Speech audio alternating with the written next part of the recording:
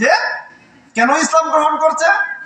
সে বলতেছেন যে মানুষ মরার পরেও তাদের এত সম্মান, এই কাফের এই কথা চিন্তা করার পর সে ইসলাম গ্রহণ করছে।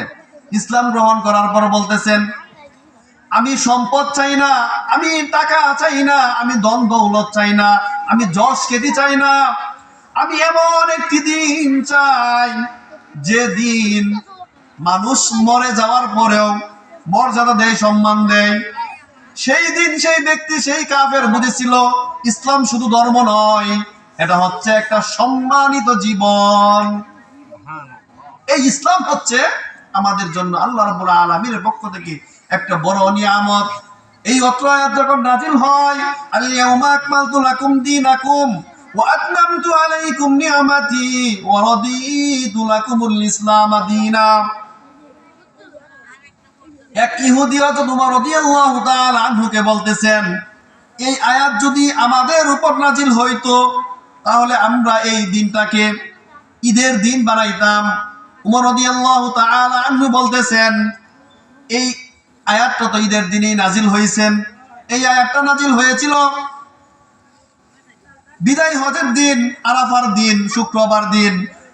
আল্লাহ রাসূল সাল্লাল্লাহু আলাইহি সাল্লাম এক হাদিসের মধ্যে বলেন, قال رسول الله صلى الله عليه وسلم من يريد الله خيرا يفقهه في الدين। আল্লাহ রাব্বুল আলামিন যার ভিতরে কল্যাণ দান করেন তার ভিতরে দ্বীনের গভীর বুঝ দান করেন।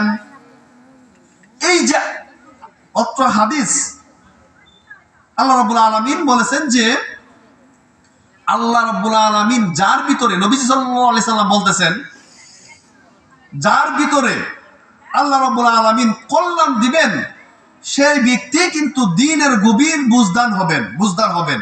এই যে কাফের ব্যক্তি, তার ভিতরে কোন জিনিসটা নাড়া দিছেন? এই যে মুসলমান ব্যক্তি মৃত্যুবরণ করার পরেও তাদেরকে আমরা, এই যে আমাদের ধর্মের মধ্যে একজন মানুষ যখন মৃত্যুবরণ করে কত সুন্দর করে তাকে গোসল করাইয়া কাফন দাফন দিয়ে সম্মানের সহিত তাকে কবরের মধ্যে দাফন করি।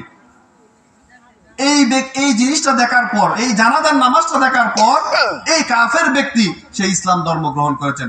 তাহলে ইসলাম অবশ্যই শান্তির ধর্ম।